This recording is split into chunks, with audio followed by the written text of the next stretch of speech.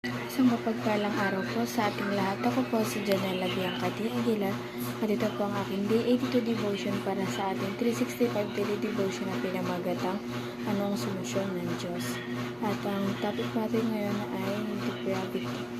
Sabi po dito, ang concept na depravity means sin has corrupted every part of human nature, mind, heart, and will. It does not mean people are as evil as they could be, but it does not mean they are unable to seek God on their own.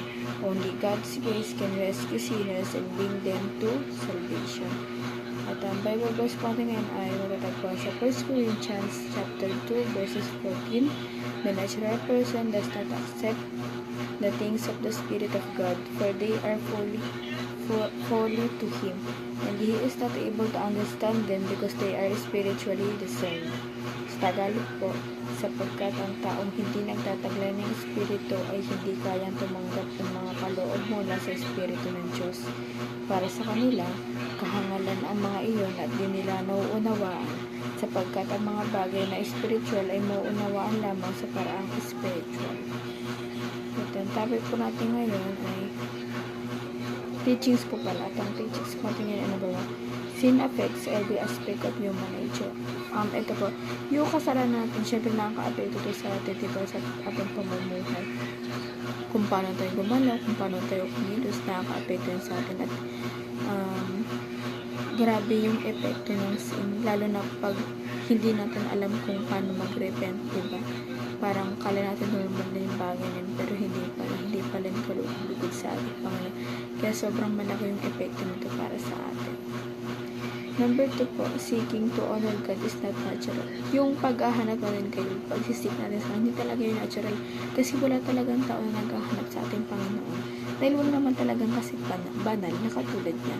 Diba? Pero ngayon, na tayo na parang may kaalaman tayo na devotion tayo, diba? Nag-pray, pupunta sa church, may kaalaman tayo at sinisik natin si Lord. Pero hindi talaga to natural, hindi talaga yung natural kung tutuusin, diba? Dahil sabi nga ni Pastor Russell, wala talagang tao na naghahanap sa ating Panginoon. Number 3 po, salvation is entirely a work of God's aid.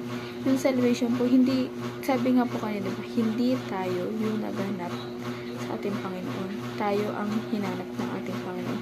Hindi tayo ang unang nagmahal sa Kanya dahil siya ang unang nagmahal sa atin. Kumbaga, hindi mangyari lahat ng ito kundi dahil sa Kanya. Kung hindi dahil sa pagmamahal niyang taglay para sa atin, diba? Diba dati nga kaaway ang turing niya sa atin, ngayon biruin mo, anak na kung ituring niya tayo. Ang naging adopted son tayo dahil kay Jesus Christ. And para naman paano ito ma-apply sa ating pamumuhay. Number 1, acknowledge your need for God's will. I-acknowledge po natin yung pangangailangan natin sa God's will, sa will ni Lord. Ito yung will ni Lord, yung katulad nga kanya, diba will ni Lord na mahalin tayo, diba? Dahil pag will talaga ni Lord, mangyayari yun. At saka parang hindi siya magiging imposible dahil posible yun pag will talaga Lord, in God's grace talaga mangyayari at mangyayari yun. And number 2 po, repent sincerely from the mind, heart, and will. Mag-repent po tayo, ibig sabihin magsisipo talaga tayo ng buong puso. Hindi lang po natin sinabi na pag may ginawa yung kasalanan, ay nagsisi na ako, hindi ko na ulitin. Dapat may kasama rin action yun.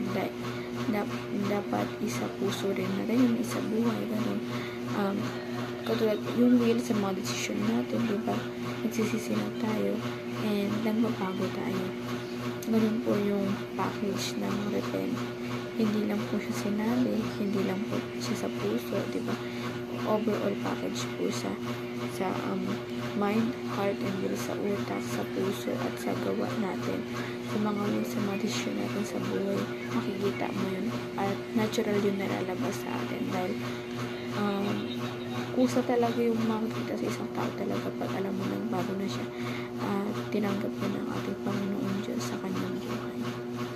naturally na lalabas talaga at kusang makikita yun sa inyo mga tao na sa paligid mo, kaya hindi mo mapipeke na sabihin mo lang nagbago ka, hindi, dahil hindi naman yung makikita sa iyo, diba?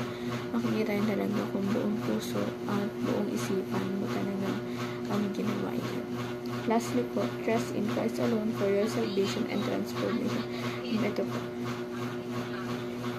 mag-trust po natin ang ating Panginoon ng buong puso, diba? At para sa ating kaligtasan na at pagpapatawad para sa atin.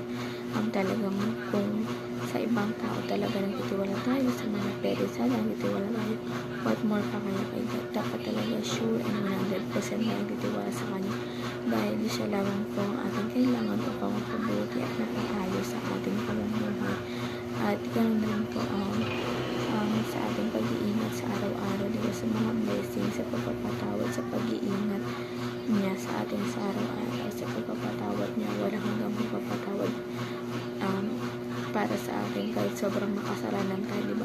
Dahil naturally talaga makasalanan tayo mga tao, pero sa pagmamahal niyang taglay, diba? Sobra tayo mahalin ng ating Panginoon. Pinapatawad niya tayo kahit hindi tayo karapat-dapat, kahit hindi tayo kamahal-mahal, minamahal tayo sa oras na hindi tayo kamahal-mahal. Ganyan kabuti ang ating Panginoon.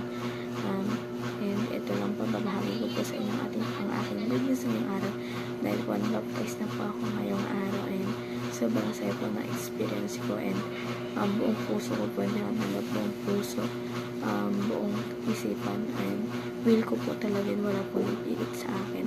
And yan lang po ang aking devotion ngayong araw. Sana po may natutunan kayo, at huwag natin itong kalimutan na i-share sa ating mga mahal sa buhay, and God bless po sa ating lahat.